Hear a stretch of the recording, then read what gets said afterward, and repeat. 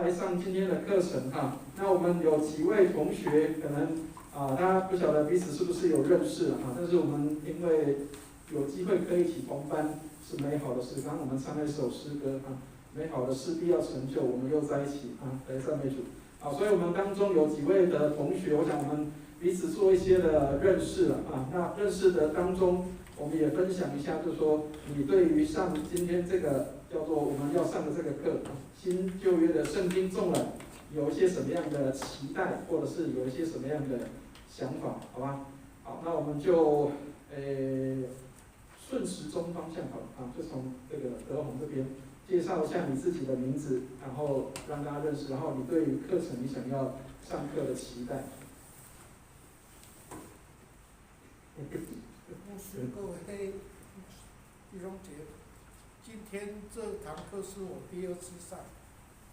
以前不晓得上，就是牧师一直讲，我就一直看，也是看不懂，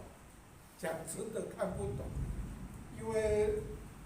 很久没有看书，自从教会送我这本书，厚那么厚，字那么小，20几年都没有换过书，懒得读了，恐搞我上去本我真正可以，就是说来到龙光堂以后，我每个字每一页都认真翻，已经第2遍了。今天再来复习一下，看牧师有没有讲错，我来说。这个是来学习的哦，就这样，谢谢大家。谢谢。好，牧师，各位弟兄姐妹，好，我来上这个课是觉得圣经要多。现在我最近有看那个一个就是伯恩啊，他学历蛮高的，可是他最近就是他退出整个，就是他在做基督，可是他有一个论点，就是说，大部分的基督徒好像都没有读完一本圣经。这个对我觉得感受蛮深的，因为之前有看过，可是不是很理解。我是觉得他这样说对了，应该要来更深的了解一下。所以就这个课程去年没有报名，所以今年就要赶快来报。这样子。好，谢谢。好，这个应该是林德兄，你应该不算年纪最大的你应该不算年纪最大的。对，好 ，OK， 好，来，80岁，那是最大的喽。来，我们那个年纪最大的同学哈，来，林德兄，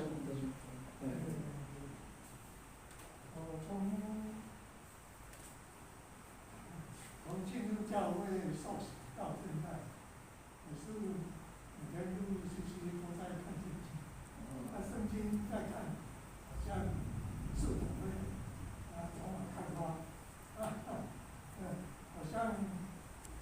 精神中有逼着说要去读圣经，要去跟耶稣讲话，但是听他们讲，好像应该这堂课，就星期里面专门再一起看一下，就是能够从这边再懂得跟风一些。谢谢。这个精神可嘉啊，80岁还是继续学习哦啊，对，继续学习。大家晚安。晚安。晚上比较不容易看到我。星期3晚上我都在高一团契服侍，但因为现在是暑假，所以我知道有这个课程，就先报名。希望因为从服侍里面就是从儿组开始，主日都在儿组服侍，然后周间都在小组或团契服侍，都是一直给。有机会的话，我都会想要再吸收更多。谢谢大家。好，谢谢。上完1天班，继续上课啊。好，邱玉姐。大家晚安。这一次上这个课，我是取我自己就是对圣经里面的认识更深，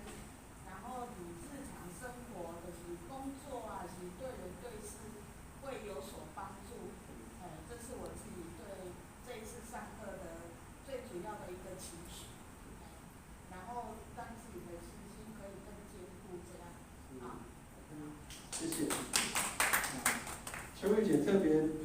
拜三放假一定要来上课啊，所以都是很勤学的学生啊。好。好，大家平安。然后我上这课一方面也是想说要多读圣经，因为真的就是上帝说话，人说话，这句话非常震撼我。那上那个神学的课，然后那个牧师有讲有3个层次，那我也希望可以到这个层次，虽然我现在可能还没有到那个层次。第一个是见山是山，见水是水，看起来好像是这样，但事实上不一定是这样，因为他不了解很多生命的背景文化、跟心中的想法，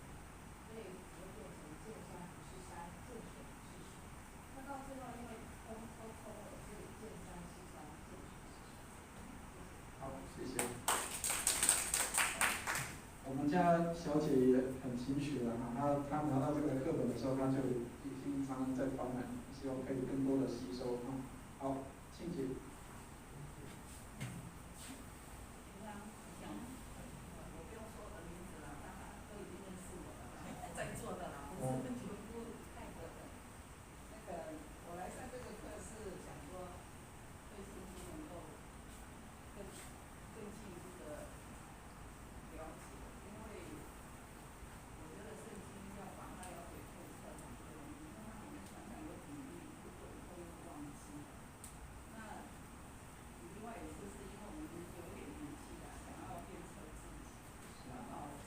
我刚才有一个是主学员要参加那个素描班嘛，这就是美育，那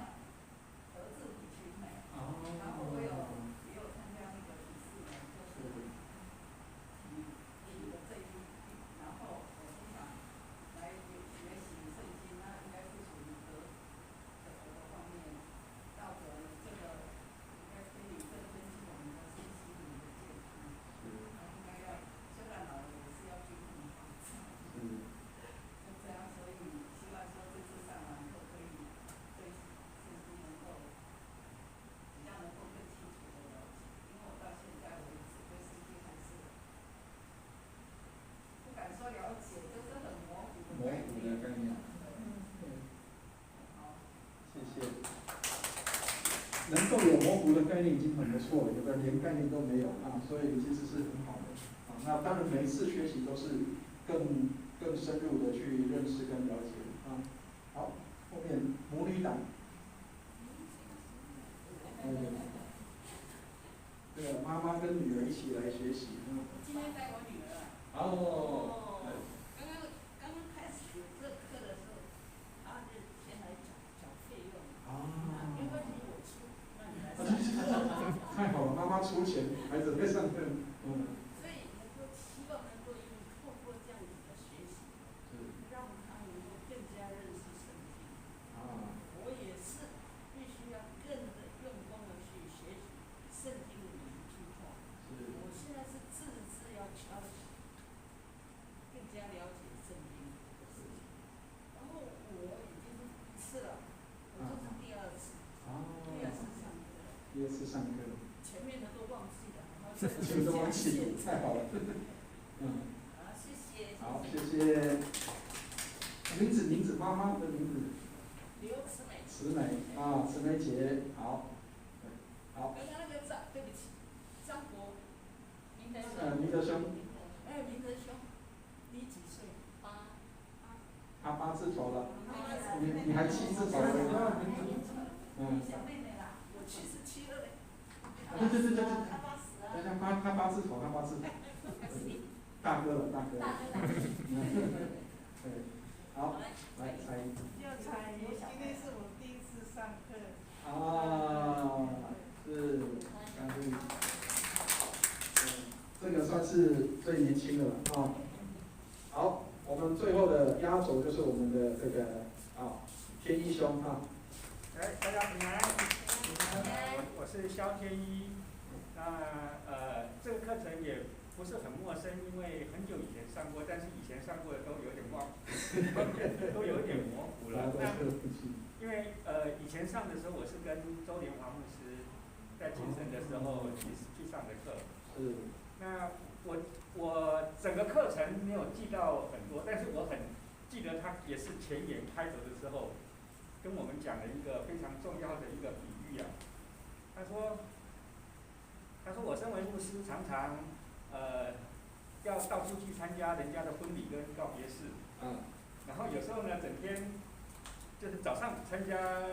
婚礼，下午参加告别式，那个心情的起伏很大。那可是呢，他说他心里面常常有一个比较冲突的一件事情，就是他常常看到在告别式的时候有人把那个圣经放在那个枕边，那他就在讲说，各位弟兄姐妹，如果你生前没有好好读圣经，你不要期待这个圣经会带你上天堂。所以我一直记得他这句话，所以今天也很希望说能够借着这个机会，能够把这个圣经好好再读一下它的架构，更清楚。我觉得最重要是要记得住了。谢谢。好，谢谢。天一兄除了是这个来学习以外，他还另外一个任务就是要来长进的所以他是来帮我们做录影。那其实这个是一个很宝贵的记录，就是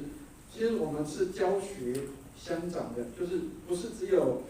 老师给答案，其实学生会懂得问问题也是一个重要的事所以学问是要学也要去问的。那圣经当然我们说它是一个大哉问的东西，就是内容很丰富。那我们怎么去了解它所以这次给大家的这一本书就是现在我们投影片上面这个书，这一本书是第一次我使用它。那因为去年的时候我用的部分是这个宗主的课程，那等一下我们会介绍那本书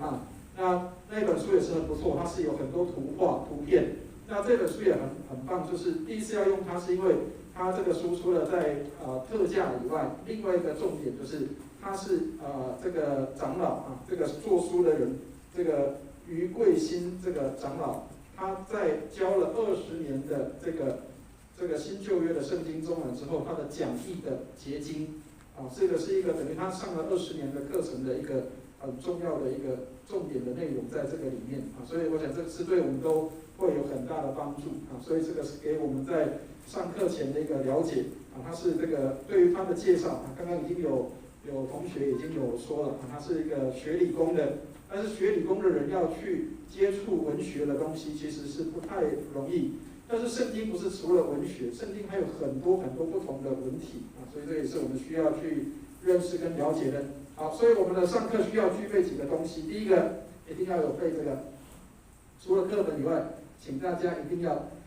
背圣经背着圣经，不是背圣经，是背着圣经至少你要知道翻到哪里去。那为什么要特别拿这么大本？是因为这样比较好示范所以我知道每个人圣经不见得有那么大本。但是如果有的话，请你要带着圣经，要不然就是你要带着手机上面有那个下载圣经的经文的或者是圣经的那个介绍的这个部分好，然后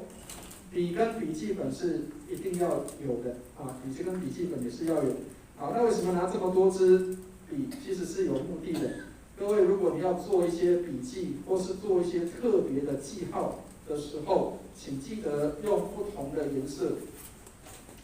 请记得用不同的颜色做记号，因为颜色都一样的时候，你不晓得哪一个会是重点。好，但是你可以自己做区分比如说像通常我的习惯是，如果要写一些比较深刻印象记得的话语，或是认为比较重要的，我通常都会用橘色，把它因为橘色比较亮色，所以你就会发现说如果把它画起来的时候，知道这一句话大概就是很重点的。好，然后讲到罪的时候，这是我自己的做法但你不一定要照这个做。讲到有关罪的时候，因为颜色会比较黑暗，所以通常我都会用蓝色去画比如说下面多就画那个重点的杠，或是画线。那这样的话可以知道说原来画了蓝色就是代表跟罪有关系的。好，那比如说像有关上帝的话的时候可能我就会用，比如说用金色或者是用紫色去画它，表示这是尊贵的上帝的话语。好，那比如说有关救赎或是有关救恩的，我可能就会用红色的笔去画那有关比如说跟全地、跟自然、跟大地有关，我可能就会用绿色。所以这个是帮助自己做一些的区分。那当你做这个区分的时候，你就会发现圣经里面就有很多很多的不同的颜色，它就会分析出来，哦，这个是跟这个环境大地有关，这个是跟这个上帝的救恩有关，这个是跟罪有关，这个是跟什么有关？那你就可以发现做一个很清楚的做分析啊。好，所以像这个德宏兄，他刚刚有展示他的圣经，除了他的圣经常常翻以外，另外就是他常常有画线，或者是用荧光笔画线。那这是一个很好的习惯，就是可以帮助自己做一些的分析跟了解。来，借一下，刚好你有画。好，比如说像他的圣经上面，类似像这样有画一些荧光的地方，或者是重点的地方，就是哦，这个可能就是你自己的一个记号。所以为什么我们会鼓励弟兄姐妹说，你要来教会里面读经啊？最好要带自己的圣经，因为除了你自己可以画以外，另外那个公用版的圣经，其实最好是给一些第一次来的弟兄姐妹，因为有很多人他可能来做客，或者是他来教会，他没有预备圣经，所以这个是让弟兄姐妹他自己有机会可以在教会里面看到圣经。但是如果是你自己要阅读的话，这个背自己的圣经是最好的啊，预备自己的圣经是最好的。那现在因为这个叫做3C 发达了啊，所以像这个慈美姐也拿那个大的 iPad 的那个也可以，就是你只要可以比较方便你看就可以了啊。好，那其他跟大家做几个书本的简介啊跟介绍。好，这个就是上次刚跟大家讲的，就是去年用的书本，这个叫做青少年版的圣经纵览。那这个是我用过，我自己觉得用过算是最好用的书。为什么？因为里面有很多的这种漫画，不会看起来很硬啊，所以好处是这个。然后另外就是它的图片，除了图片以外，它还会有一些照片啊，比如说像这样有一些照片的地方，它就可以比较清楚说，哦，原来它以前啊，比如说像那个尼尼微城，哦，它就长得像这个样子。有图为证啊，所以这个是一个很好的入门书。如果假设我们说要入门的话，这一本书是很好的。那有人说这个是给青少年看的，那我又不是青少年 ，OK？ 那我们也有这个叫成人版的，成人版的就要稍微跟大家讲一下，就成人版就比较无趣了啊，成人版就是上面都是字啊，所以就假设如果你要带入门的话，我比较建议是青少年版的。这个圣经纵览啊，那这个是成人版的。那当然坊间还有很多了啊，很多的一些有关导论的书啊，比如说像这个也是很久了，很老的书。这个是卫理公会的那个马来西亚卫理公会出的旧约导论，这个蛮久，但是不用担心，这些书都在哪里？我们都放在6楼上面的那个图书区里面，所以如果你要借的话，都借得到啊，都借得到。好，那另外这个也是一个很好的旧约的书，叫做《旧约经览》啊，就是这个也是介绍你怎么样去看旧约，比如说它这边有一些的图片啊、表图，这些都可以使用啊，这些都是很不错的书。好，那这个也是很厚的，这个叫旧约纵览啊，所以如果你单纯要看旧约的部分，都可以找这些的书去做一些的了解跟认识。不过这些都是蛮老的书了啊，这个都已经很古老的书，这个都可以做一些的啊。假设你要补充自己的一些教材，都可以做啊。好，另外有一个是，韩国人他们非常厉害，就是他们在这个就是一些圣经考察的部分，他们也做了很多的研究了。但是我不建议说马上就去读它，但是可以做一些的比较，就是这个叫做会幕中的耶稣。就是把旧约里面的会幕来跟耶稣做对比，啊，这个书也是很不错的啊。比如说里面会提到说啊，比如说像那个海狗皮啊，代表这是什么啦啊，或者是那个啊，比如说像这个啊旧约里面的这个约柜长这个样子啊，你就可以从这些的里面可以去知道啊，施恩座就在这个上面啊，这样就可以知道有图片。那当然这个就是对旧约比较认识，然后对新约要对照耶稣跟旧约的关系的时候，可以参考的书啊。那新约的也有很不错的书，像这个是新约纵览这个也是很不错的。那我推荐有2本也是很不错的书，就是这个马友早这个有人写的这个叫新约纵览新约概论，还有另外这个新约背景，这个是陈润堂这个牧师所写的这个新约的背景。那为什么背景很重要？因为我们的背景跟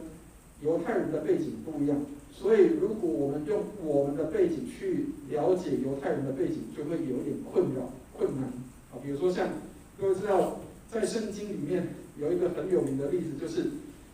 这个哥哥如果万一这个娶了太太，但是没有孩子又过世了，那谁要去娶这个嫂嫂，知道吗？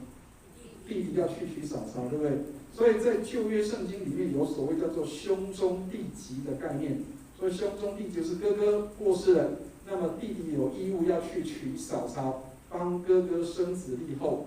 所以有一卷很有名的书，叫《路德记》，都知道吗？《路德记》里面有一个男主角叫做波阿斯，波阿斯他必须要去娶这个路德为妻，为什么？因为要帮路德的这个先生生子立后。意思就是他要帮，因为他是很近的家属，要帮他生孩子。那这个文化在华人是没有的，所以必须要了解原来这是犹太人的文化，跟我们的文化不一样，所以那个叫背景所以背景上不一样。好，所以有一些需要了解的，像这个就是新约历史与宗教文化的导论，所以你要了解它的背景跟历史，就必须要了解它有一些背景文化是我们需要去跨越的好，那当然有图有真相，这也是很好的。像这个就是专门都是拍照片的、图片的，像这个就是有很多都是跟这个当时的时代的东西，比如说像这个就是他们的以前用的船的船壳，就是像这样，这个是这个不是算客，就是他们的东西了好，圣地的食物。他们其实也吃得很好比如说像他们这个照片上面这个像这个就是他们一般吃的饼，所以圣经里面讲那个饼跟我们想象中的饼不一样，不是饼干，它们是类似有点像面包，或者是有点像那个那个叫什么葱油饼，但是没有葱的那种葱油饼的那个概念所以其实他们吃的也都蛮好的所以这个是犹太风土，这个也可以做一些的参考。好，那描写人物的东西其实在圣经里面有很多，所以也跟大家推荐有3本书是可以使用的比如说如果你是姐妹的话，像这里有这个叫做圣经中所有的妇女，那就可以从这里查到很多圣经当中的妇女的名字比如说亚比该啦或者是什么这个一些人路德啦这个或者是玛利亚，其实玛利亚是蔡奇亚美他们的那个时候的名字是蔡奇亚美，但是旧约里面玛利亚的名字跟有一个女生很有相关，而且是很有名的人，这个是摩西的姐姐，这个是摩西的姐姐，各位知道她是谁吗？摩西有一个姐姐，一个哥哥，哥哥叫做亚伦，谁？没关系，可以查看看。摩西有哥哥叫亚伦，对不对？姐姐叫什么名字？3个字，对。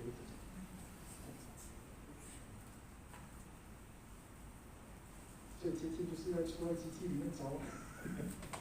没关系，可以找看看好，圣经中所有的男子，这个就是所有的男生的名字都会在这里面，所以你要找圣经中所有的男生，这个可以从这个圣经中所有的男子米利暗，所以米利暗是旧约里面那个玛利亚的那个名字的。有点像我们现在取英文名字，有时候会跟自己的中文名字比较音相近的音的那个意思所以这个就是只是一个说这个是名字的意思好，这个旧约中的圣经中的王与后，就是有关国王跟皇后，这个也是都在这个名字都在这个里面。所以你要找资料的时候就很好找，比如说你要找他有做过些什么样的事情啊，这个国王或者这个皇后有做过些什么样的事情，都可以从这个去找啊。好，然后这个当然也是这个很有名的人，叫做大卫包森他有出这个旧约众人跟新约众人，这个也是可以很好的参考书。好，那除了书都是文字以外，其实有东西是也需要去学习用的，就是地图。这个是圣经地图，好，所以其实圣经地图可以帮我们学习很多的东西比如说像这个都是比较新约以后的，旧约都是通常都是在像这样的地方，这个就是这个区块就是叫做迦南地这边就是地中海，所以就会发现原来地图也是有一个相关性的。为什么这个迦南地这边战争特别多？因为它刚好在欧洲、亚洲跟非洲的交界地所以为什么它战争特别多？因为兵家必争之地，从欧洲要过来亚洲，或是要到非洲，都会经过这些地方，所以这些地方都是相当重要。所以有地图是一个很好的一个佐证，或者是了解背景的状态好，那最后就是这个比如说像如果要整理一些总表，比如说像这个最近有圣经考试，对不对比如说像这个在战争中，以色列人跟哪些人有做过对抗或是战争的？亚玛利人迦南人什么亚拉德王亚摩利这个巴珊米甸人，这些他就会帮你做列表，然后他们是什么样的族群民族，这个都可以有列表所以这个也是很好的参考书可以使用。那这个是新约的部分，比如他会做一些这个年代表比如说这个书它是什么年代出现的或是这个书信是什么年代出现的。好，那这些东西其实都不用背，为什么？现在最重要的事情就是你要怎么找出它出来。好，所以很多人都以为说圣经好像要死背，以前的早期的人都是圣经是死背没有错，但是现在我们要学聪明的做法，就是你要去懂得怎么去找资料所以懂得找资料才是你需要去学习的功课好，所以这个等一下我们下课的时候，各位如果有机会可以来翻可以来翻。好，那要请大家先来看一下一个东西，就是我们要先了解圣经的一个时间跟背景的一个来源好，那我们要先从这个白板上面，请大家看一下，这个也顺便做一个解答，就是圣经里面讲的时间概念，跟其他的宗教信仰讲的概念是不一样的。好，在圣经里面讲的时间概念是直线的，有开始，也有最后的时候，然后最后不是完全就结束了，它还有一个最终的地方叫做这里，叫做上帝的国。所以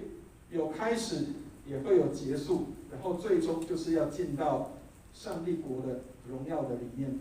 所以时间对基督徒的概念来说，它不是一个叫做像轮回一样，很多的宗教信仰有轮回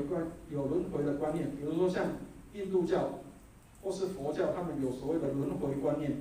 这一世过了之后，它还会再轮回到下一世。在基督信仰里面没有这个东西，基督信仰里面是直线的。时间有开始，有结束，然后最终要进到一个叫做荣耀的地方，就是上帝的荣耀里面。所以基督教信仰的时间概念是直线的。好，那另外对上帝的认识也会不一样。埃及人其实他们也有轮回观，所以千万不要觉得只有印度才有轮回观埃及也有所谓的轮回的观念。那埃及的轮回观念是什么？他们认为一天开始的时候，太阳下山就是好像死掉一样，然后太阳升起的时候就好像是活起来，所以他们会认为，既然有白天有晚上，那他们认为时间也是像这样有轮回的概念。所以对对这个埃及人来说，他们的时间概念也是轮回的。但是犹太人不是这样，犹太人他们认为时间有开始，也会有结束，然后最终有一个终点的地方。然后会持续到永久啊，所以这个是一个时间上的概念不一样。然后对上帝的概念也会有不一样。对以色列人来说，上帝的认识是创造的主，他不是被造出来的。所以被造出来的，就像我们可以看得到的一些，比如说像台湾的很多的神明或是神像，这些叫做被塑造的，或是用木头，或是用石头，或者是拜某一个自然的物种这些东西。但是对以色列人来说，上帝是超越的，他是创造的主，他是造人的，他是造万物的，他不是被造的。所以对上帝的概念会跟一般的民间信仰，或是跟一般人的认识比较不一样。所以上帝的来源是什么？很多人会问到说，上帝是谁生了他？上帝是万有的存在，所以他不是谁生了他，而是没有他就没有存在了，所以他就是存在的本身。这样可以了解意思吗？所以对基督教信仰的概念里面，上帝是存在的本身，他不是被造的，所以他不是被造才存在，他是本来就是存在的。所以旧约圣经里面，上帝对自己的一个介绍，他说什么？摩西在山上跟上帝见面的时候，上帝介绍自己，他说他是叫做自有永有的上帝。在英文里面讲叫做 I am that who I am， 我就是我。意思是什么？我就是我自己的存在，我不用靠别人存在我才存在，我已经存在了，是所有的事情是因着他才存在的。所以这个概念跟一般人的所谓的神明的观不一样，包括跟很多民族的观念不一样。比如说像埃及人的神明观，他是看得到的东西来当作神啊，比如说像这个埃及的法老王就是地上的神，他就是太阳神的孩子啊，所以他是为什么他会死？因为他这个好像太阳会落下一样。好，但是他又会复生，所以为什么埃及人会做木乃伊？因为他们会相信说，这个死掉的法老王会复活的。好，所以复活的概念除了在基督信仰有以外，其实埃及也有啊，所以这个部分让大家知道一下。好，时间的开始就是最伟大的事情，在创世纪里面1章1节说，起初上帝创造天地，所以时间就由那个时候开始了。所以时间的概念对上帝本来开始的时候是没有，但是上帝开始创造的时候就有时间的观念，所以开始这个是时间的一个起初开始的时候，然后一直往直线的跑啊，一直往直线的跑。好，那我们来看开始的时候，就是创世纪里面讲的起初了。所以圣经里面开始有时间的概念，就是在这个地方，起初上帝创造天地，就开始有时间的概念了。好，然后人类的时间，除了我们知道上帝的时间开始以外，到什么时间做一个很重要的区隔，就是到基督降生的时候。所以这条线上我特别画了一个十字，就是基督降生的时候才开始新约的时代出现。这样可以了解意思吗？所以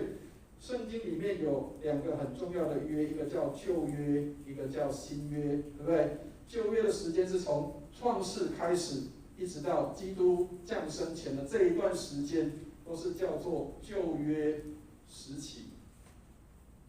可以了解意思吗？所以以时间性来看，就是旧约的时间是从创世纪的这个时间点，一直到基督降生的这个之前，都是属于在旧约的时代里面啊。好，基督降生之后就是新约的开始，所以我们读了新约的圣经都是从基督降生之后写的，包括到最后一本书叫做启示录啊，这个都是在基督降生之后才有的一个内容。好，所以人在这个时候出现是上帝创造的时候开始的时候，上帝第6天造了人，第7天他就休息了，所以其实人类的第1天，人类的生活的第1天是休息日。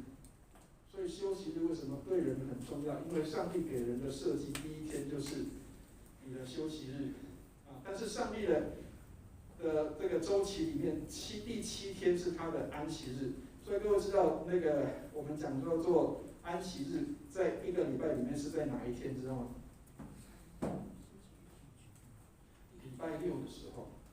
礼拜六这一天在日历上面你可以看到有一个词叫做 weekend，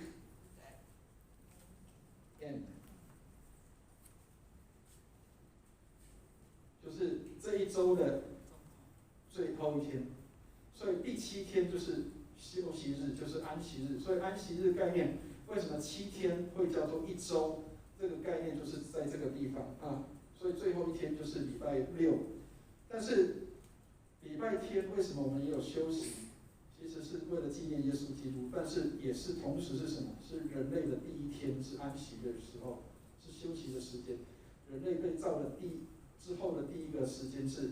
他的休息的时候，所以这个就可以去了解为什么新约跟旧约比较不太一样的概念。一个是在讲上帝的工作的时间的最后一天，第7天的休息，但是人被造出来之后，他的第一天就是他的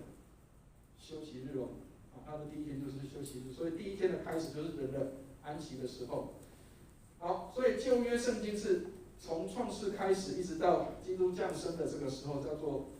旧约的时候。然后新约的时期就是从基督降生一直到终末，就是我们最后会有看到在圣经里面启示录的地方，叫做末日的审判的时候，这个叫做世界的终了。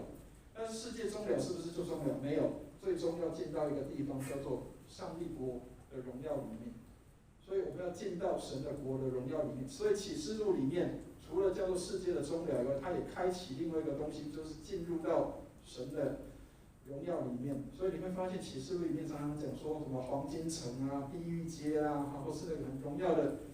其实是因为没有办法用形容说那个光亮或是明亮的状态，所以用这个黄金、用地狱来形容那个上帝国的荣耀是这么样的伟大。好，所以旧约圣经的历史都写在这个时间点里面，所以旧约都是从这个创世纪一直下来延续下来到基督降生前的这个部分。那如果我们看圣经的话，总共在旧约圣经里面有39卷的书在旧约的圣经里面啊，然后新约总共有27卷的书在新约的这个内容的里面。这个我们在这个圣经的一个认识里面，这个叫做正典。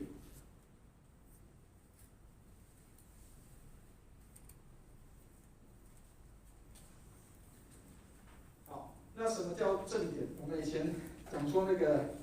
女孩子很漂亮叫什么？叫正典，对不对？以前我们都听过有这个词叫做正典。女孩子很漂亮，这个女孩子很正典，意思是什么？她是很标准型的。很标准型的美女，或是很标准型的漂亮，这个叫正典。但是事实上，它正典的意思是从这边来的，意思是什么？这叫标准版。好，所以39卷的旧约圣经标准版正典是39卷，但是事实上，在很多的其他的信仰里面，它的圣经的旧约里面不止39卷啊，比如说像天主教的圣经里面不止39卷的旧约圣经。它里面还有一些东西叫做次经或是伪经的部分，这个以后有机会我们会再跟大家做说明啊，或是伪经。好，那什么叫做次经跟伪经？次经就是它的地位是仅次于圣经的，叫次经，意思就是它有可能是就是一些当时的人的一些的有名的著作。或者跟信仰有关，但是没有被收纳在正典的里面。那伪经就更糟糕了，伪经就是叫做，它有可能是假的，有可能是假的，所以像天主教有很多的这个多出来好几本这个东西这个叫次经跟伪经。但是基督教的正典的里面是39卷的旧约圣经。好，那这个根据是从哪里来？犹太人现在也以这个39卷作为他们的正典的圣经。要先有一个清楚的概念是，犹太人的圣经没有新约犹太人的圣经是旧约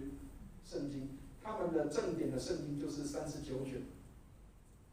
那他们为什么会说这个叫标准版？因为其他的就不算数了，其他就不是他们认为说是从上帝那里来启示的话语，这样可以了解意思吗？新约的话有27卷被认为是正典的圣经，那这个部分也是不是我们自己认定的东西，很多人会把它当作在这个罗马时期的时候，罗马帝国的时候，有一个叫君士坦丁的皇帝，他定了一个叫尼西亚会议，好像那个时候人家认为说那个时候才有定了新约的27卷圣经，其实不是，它是等于把它确认说这27卷就是基督教认定的圣经。那如果不是这27卷，就是叫做不是基督教的东西。所以他们是为了确定这些人是信耶稣的，他们都接纳这27卷才叫做新约圣经的正典。所以这个部分让大家知道一下。反而是因为是罗马帝国，他们要认定说哪些人是基督徒，承认接受这27卷书的人才叫做这个基督徒，超过这27卷就不是基督徒，所以才会区分有这个正典的这样的一个标准正典的标准。好，然后最终要临到就是刚刚提到最后就是上帝国的完全的部分人开始堕落之后，上帝给救恩，就是从旧约圣经这边人在创造之后第3章的地方，创世纪第3章人堕落之后，上帝的救恩已经开始启动了，一直启动到什么时候？到这边基督降生的时候就实现了，耶稣来的时候救恩已经完成了。那现在正在什么时候？就在上帝国已经要临到，但是还没有完全的时候。也就是我们现在叫做教会时期的这段时间都是叫做教会时期好，到这边可以吗？有没有什么样的问题？对于时间点的概念的部分，有没有什么样的问题，或者是想要询问的？有没有？